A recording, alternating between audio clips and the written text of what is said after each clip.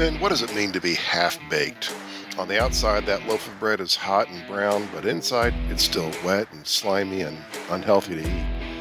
In our day, there's a lot of ideas and caricatures about manhood that pose as fresh bread, but on the inside, they're not just wet and slimy and gross, they're even dangerous. Today on the Next Stage podcast for Men, host Rob Stout talks about some of the half-baked, dumb ideas that guys too often believe about themselves, instead of the truth that God reveals to us as His image bearers. Why do we settle for half-baked slime when we can have the golden brown real thing? Welcome to episode 34 of the Next Stage podcast with Rob Stout. The Next Stage is a production of Sherpa Unlimited Personal Coaching based in Denver, Colorado, on the web at sherpaunlimited.com/the next stage. Please take a moment to click the like button for this show, share it with a friend or family member, subscribe to this podcast, and we'd appreciate a 5-star rating. So let's turn off the distractions and get a notepad and pen. Here's Rob Stout. As an entrepreneur and starting a small business, I need a lot of motivation in my life to keep me going, to keep me focused, and to keep trucking. Building Sherpa has been an absolute joy, but does require a lot of work. One of the ways I do that is when I'm working out in the mornings, listening to a podcast of a compilation of motivational speakers. One is called Weekly Motivation with Ben Lionel Scott. Really, really cool, just little short cuts of different motivational speakers. And I'll tell you what, getting pumped up on your pre-workout and getting into doing a little bit of warm-up and then hitting the weights and having Eric Thomas in your ear talking about how you need to be the dog and you need to get going and no one's coming to rescue you and you got to persevere. And, you know, by year 1, half the people who are in your space who are starting off have quit. And by year 10, you're one of 2 or 3 left in your space and you just got to persevere. I need that kind of stuff. And so I love it. One or 2 days a week, I start off that way. This week was kind of interesting. Tony Robbins was on there, and I like some of Tony Robbins stuff. Never met the guy. Don't have an axe to grind against him. You know, wonderful stuff he's doing, global reach and all that kind of stuff. But he was on there, and this dude said probably, well, it was good. He said this. He said, something in the universe expects you to become more. That's why it feels so good to become more. And I was like, I was lifting and I literally stopped, put down what I was doing, rewound my, slider on my phone and listened to it again. He said, something in the universe expects you to become more. That's why it feels so good to become more. And I was like, am I listening to Kamala Harris, some kind of word salad? Like, what are you talking about? I literally laughed, and I think I said out loud, come on, man. Because I appreciate the call to become more. I appreciate the call to excel. I appreciate the call to rise up to something that God has called you to do. But the universe, it is a inanimate space, right? And it contains all of time, space, and matter.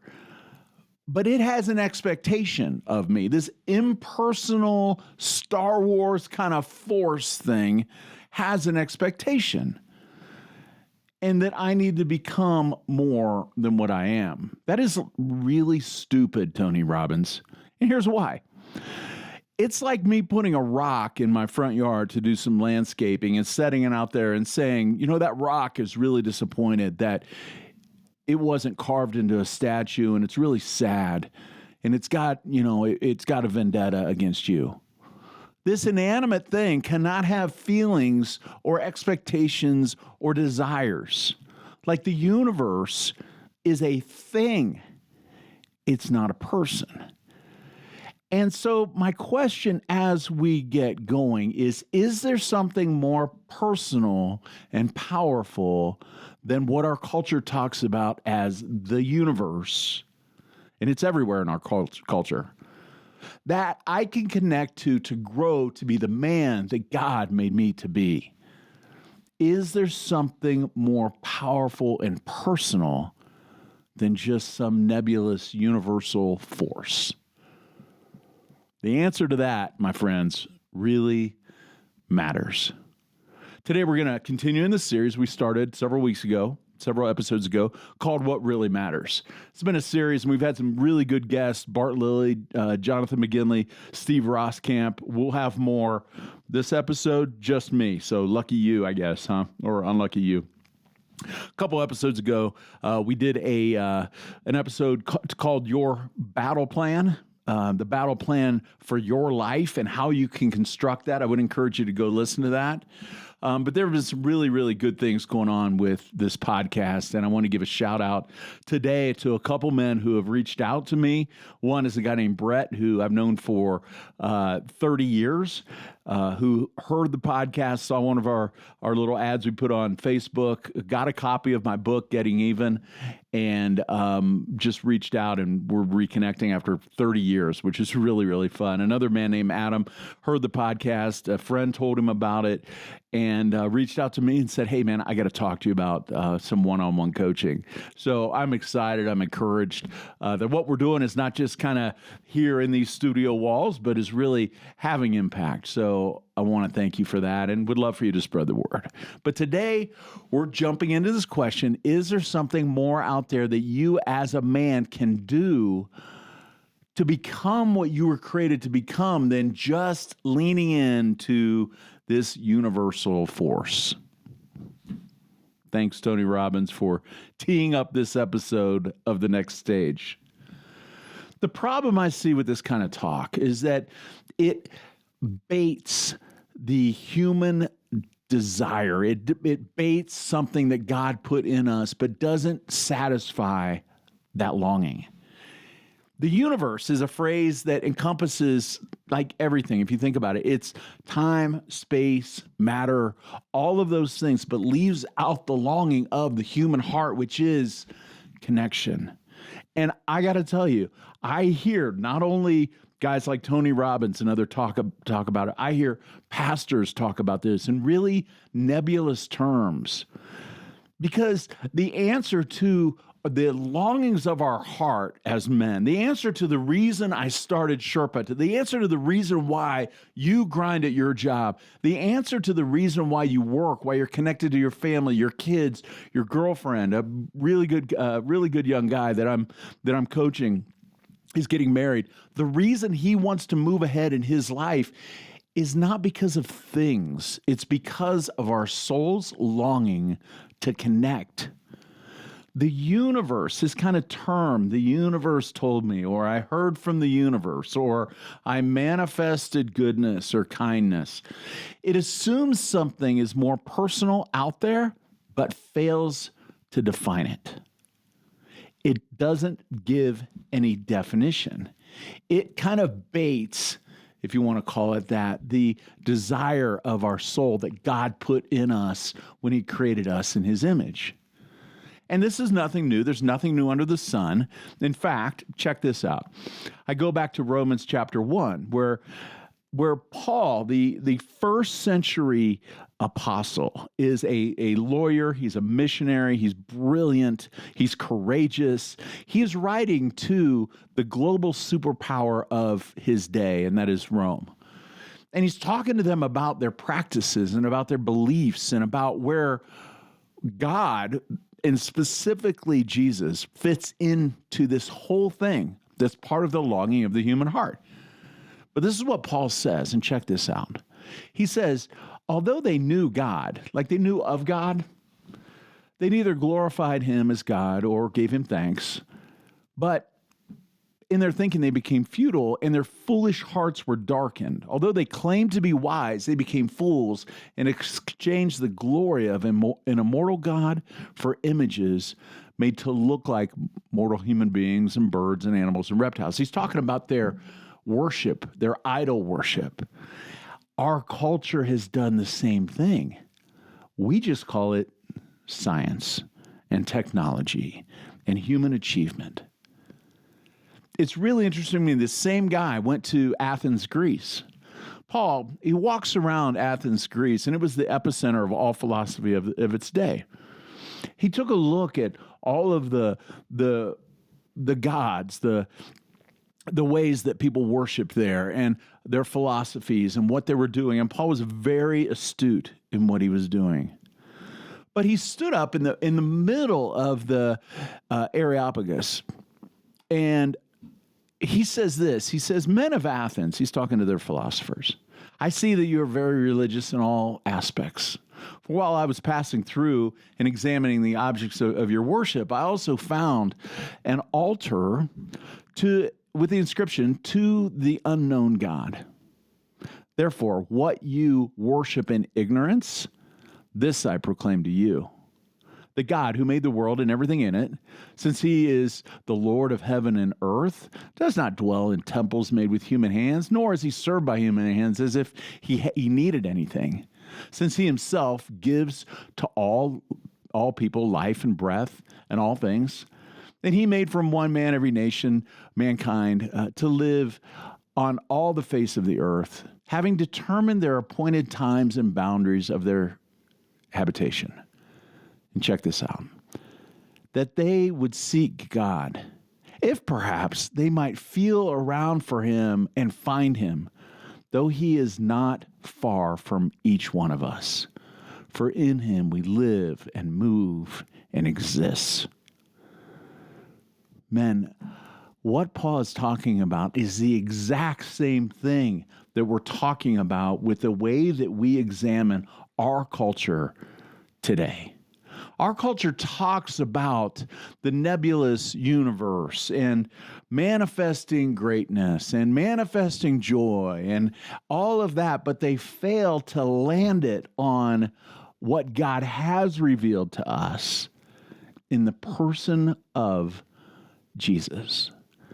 God has made it so tangible in our lives, and yet we stiff-arm him.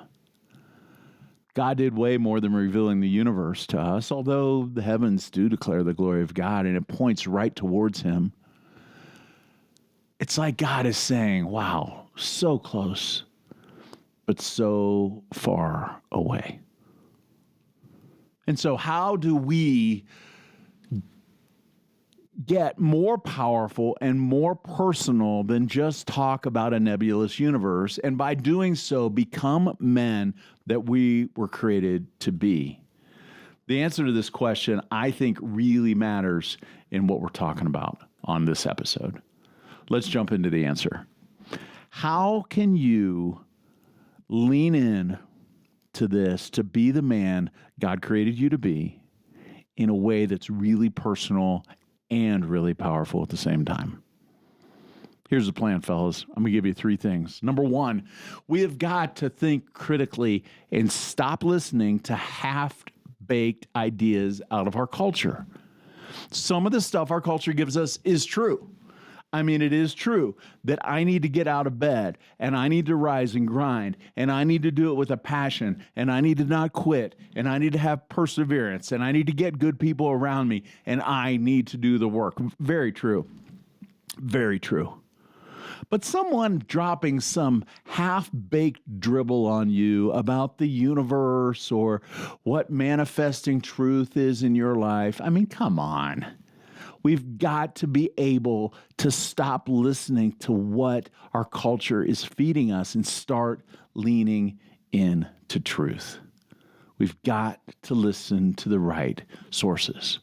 So I want to challenge you. Stop going to these conferences that give you ideas about some Buddhist philosophy that is way more baked in Buddhism and Hinduism than it is in the real truth. Like, shoot an arrow kind of in the right direction, but God has given us so much more than that. Do I need to grow in power in my life? Yes. Do I need to grow to be a man of achievement? Yes, and so do you. Do I need to grow to be a good husband, dad, man in my community, man in my neighborhood? Yes. But the Bible speaks pretty clearly, guys. Proverbs 13:20 says, "Walk with the wise and become wise, for a companion of fools suffer harm." So stop listening to this half-baked stuff. The other thing I'm going to tell you is stop being a wimp. Many of you know, like, when you hear this, you're like, yeah, whatever. But you, like me, have been raised in a culture where you were trained to sit down and be nice and not muddy the waters, not create any ripples around you, and ultimately not say a word when you're challenged. What if you were to, when somebody throws this thing, the universe or whatever, I received this, I was doing my chants this morning and all this kind of stuff. You were like, yeah, let me tell you about something. It's way more than that, because here's what God did in my life. God made me and designed me and did you too. He gave me, just like you, talents and abilities and calls us to sharpen ourselves and to grow. In fact, when I was stiff-arming God and running away from him, he actually brought me out of that and brought me into a new purpose. He healed a lot of the things in my life and gave me a new purpose and actually is helping me be a part of the solution instead of the part of the problem. And he can do that in your life too. See, that's just your story. So we've got to stop listening to the wrong things. Secondly, we've got to lean into truth. Truth that will change your life. I mean, when Paul talks to the people in Ephesus, again, it was the center of philosophy in the world at that time, or at least that part of the world in that time. He says that they would seek God, if perhaps they might feel around for him and find him. In other words, if they would search for him, they would find him. Though he's not far off from each one of us. It's not like God is playing hard to find. But what we do is we cover that up and make excuses because we don't want our lives to be brought into his truth. But man, we've got to lean into truth. That will change our lives. So stop listening to the dribble that's in our culture. Start leaning into truth, mostly about who you are. About who you are. Here's who you are. You are not some mathematical improbability, much less an impossibility called godless evolution. You are not some accident of cellular collision that happened to happen a billion times over.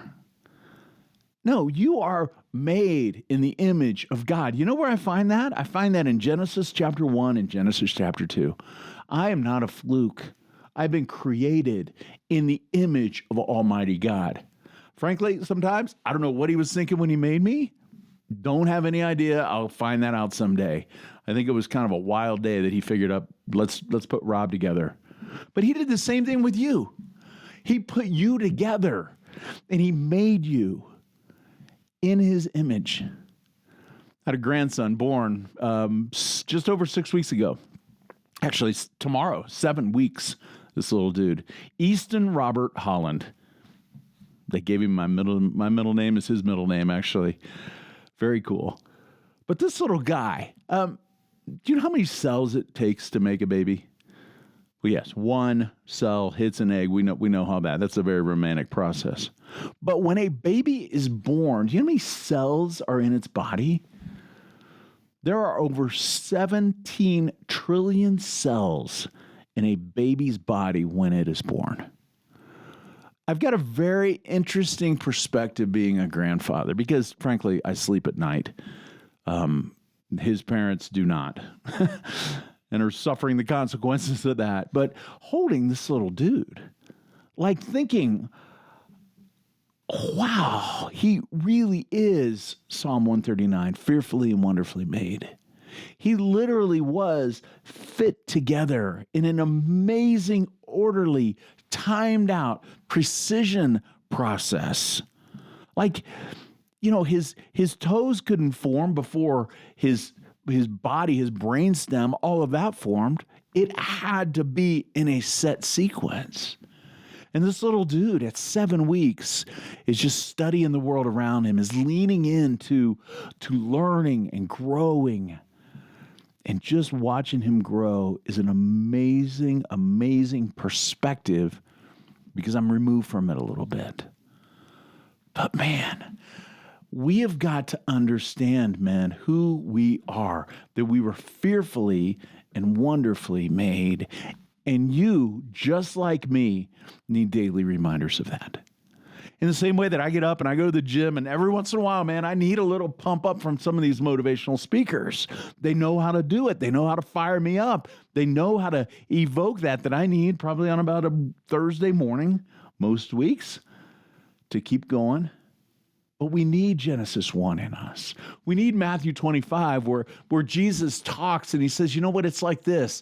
Consider people who a landowner was there. Don't get hung up in the word master, please. But a landowner was there and he had an entrustment that he gave to all of the people that worked for him. And he went away and came back and asked, what did they do with that investment? How did they invest it? We need to know that our lives are a gift and we are called to invest wisely. We need to know Psalm 103 that God is about a redemptive process in our lives to save us from the things that we've done to ourselves and from the things that have happened to us and build us into to people that make a difference in the world and actually redeem our life and our story and allow them to do good in the world. We need to know that we're Ephesians 2:10 people, that we were made for good things. Men, truth in your life matters. And just getting a daily dose of it really matters. There was a man who talked to me this week, conversation with his wife, who was not real big on words of encouragement. He said that she looked at him one day and said, you know what? Thanks for all that you're doing for our family. She had recently gone back to work and after being home with her kids for a number of years, getting them kind of into elementary school and just had a realization of how hard that is. And she looked at him and she said, yeah, thanks for what you're doing. He said, that was like water on parched ground in my life. Men, in the same way, we need encouragement every day. So how can we get more powerful and more personal than all this talk about the universe and kind of this nebulous force out here, and by doing so become men that we were created to be? Number one, think critically and stop listening to half-baked ideas in our culture. Number two, lean into truth that will change your life and will fuel you every day. We're going to take a break, and when we come back, we're going to take a look at number 3 on how we can do that in our lives. We'll be right back. Hey guys, producer Chris Mann here, and I want to talk to you about the next Sherpa Unlimited retreat for men coming up this September. You know, finding your passion, your power, purpose, and perspective doesn't come by accident. It requires intentionality, and you discover it with like-minded men who are also mining the ancient scriptures to understand their heart, soul, mind, and strength. The With Everything Retreat is a weekend experience that intentionally interrupts your busy life to learn what it means to be created in God's image. We're going to learn about becoming transformed as a man, a husband, a father, and a leader in your home, your church, and your community. You'll leave this weekend with not only a motivation boost, but an implementation plan. Join me and Rob Stout and the men of Lifegate Church of Denver for the With Everything Men's Retreat at the beautiful Silver Cliff Ranch near Buena Vista, Colorado. We're meeting from September 12 through 14 of 2025. Now that might sound like a long time off, but it's less than 16 weeks away, and I don't want you to miss out. So register today. Go to sherpaunlimited.com/lifegate or email the next stage at sherpaunlimited.com. Also, look for the QR code in the show notes of this podcast. Also, if you're part of a scouting team for the men's ministry at your church, this is a great opportunity to learn about the With Everything Retreat experience. Just email the next stage at sherpaunlimited.com. So let's keep rolling. What is the third thing that you can do to get more personal and more powerful than just some of the ideas floating around our culture? Number one, we need to definitely stop listening to some of the things in our culture, engage in them, but think critically and stop taking that half-baked advice. Number 2, lean into truth. And number 3, I will pound the table on this every day of my life. Number 3 is grow with other men. This is so critical, and I know we talk about it a lot, but here's why we talk about it a lot. Because most men I know are not in community with other men. They're doing life. They're working hard. They're doing the best they can do. They're good men. They have good desires. They're not blowing up their lives. But there's something missing. They're not growing with other men. We were not made to do life solo.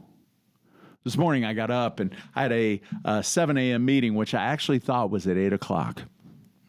This particular day that we're recording this podcast is on a Friday. Friday morning is the morning I meet with my small huddle of men that I've been with for years and years.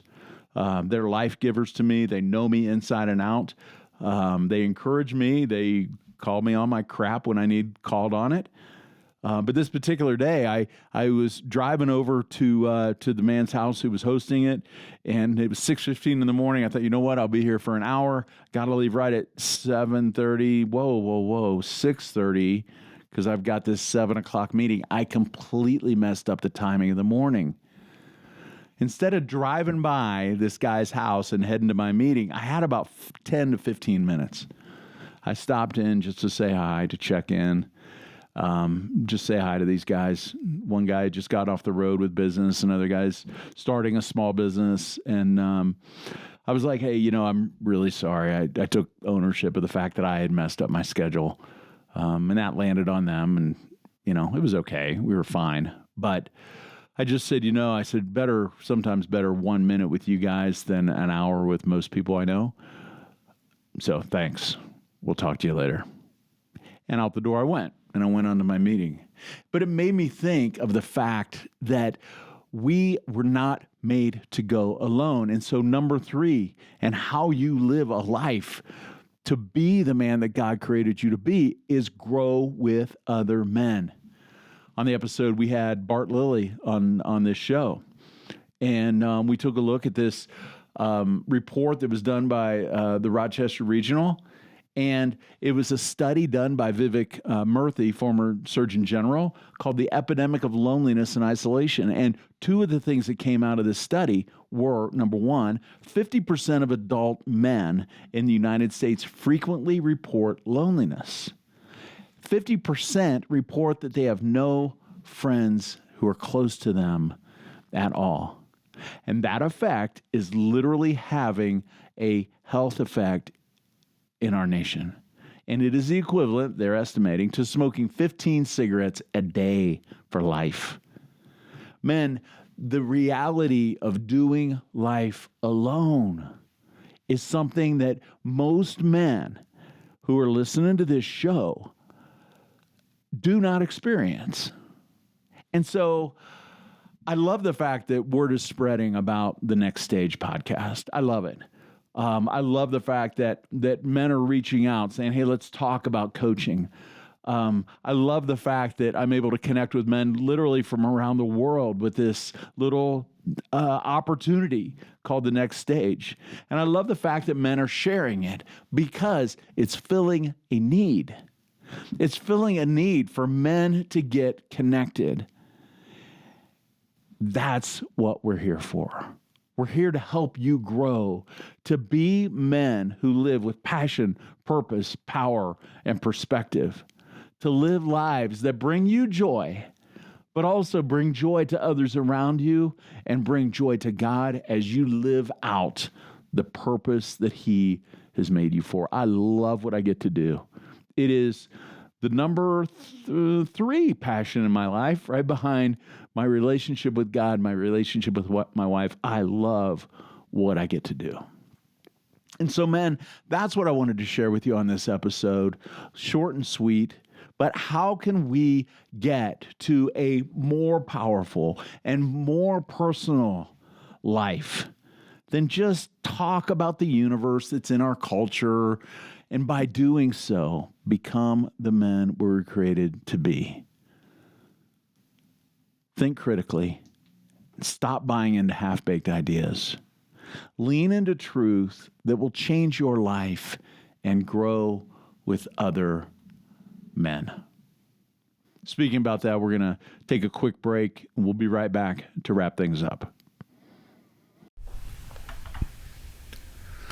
How indebted are you to a coach? I remember two-a-days of my illustrious high school football career in small town Ohio. Those hot August mornings, and then two-a-days in the afternoon in the heat and humidity and the dirt, parched throat and cotton mouth, all while a coach was yelling at us as we were doing tackling drills and wind sprints in the summer heat. Those were the days. You know, it's funny that many of us had coaches growing up. They helped us become what we wanted to become. We couldn't have done it by ourselves, but now as men, as grown men, we live in isolation and don't have anyone in our corner. We go it alone. And our personal lives, our relationships, our careers suffer. Even our health suffers as a result.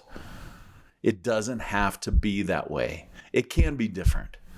This is Rob Stout with the Next Stage podcast. I left the corporate world in order to help men live the lives that they were created for. Lives of passion, of purpose, of power, and perspective. In my coaching, we dig deep on those topics in order to help men get unstuck from some of the most common pitfalls of life so that they can live the lives they were created for. One of the many tools I use is a tool called Core Strengths. It is a powerful tool that helps you find your natural strengths of who you are as a man, but it goes further than that. It helps you discover how you shift your behavior when you're under stress and conflict, and then how to reestablish equilibrium in your life. I've seen this as a powerful tool in my own life, and I want to share that with you so that you can grow to be the friend, the dad, the husband or boyfriend, the worker, or even the business owner that you were made to be. Sound interesting? For more information, send me an email at thenextstage@sherpaunlimited.com. I would love to develop a personal coaching plan with you to help you grow to be the man you were created to be. So how can you lean in and grow in something that is more personal and very, very, very powerful in your life to be a man that God created you to be? Think critically. Think critically and stop listening to half-baked ideas that your culture offers you. Number 2, lean into truth from God's word and from other men who remind you of that and who can contextualize that for you in your life. Number 3, grow with other men. Thanks for tuning into this episode of The Next Stage. We'll talk to you again soon. Thanks for joining us for the Next Stage podcast with Rob Stout. The Next Stage is a production of Sherpa Unlimited Executive and Personal Coaching for men based in Denver, Colorado. Learn more at sherpaunlimited.com/thenextstage or visit Sherpa's communities on LinkedIn, Facebook, or Instagram. For questions, comments, or feedback, email us at thenextstage@sherpaunlimited.com. That's thenextstage@sherpaunlimited.com. The Next Stage distributes new episodes every 2 weeks on Wednesday mornings. The Next Stage helps men built in God's image live their life with passion, power, purpose, and perspective. If you don't have the benefit of spending time in the timeless truth of the Bible, just download a free online Bible app called YouVersion for your smartphone. Go to your smartphone's app store and search YOU Version and select the YouVersion Bible. Thanks again, and we'll see you next time.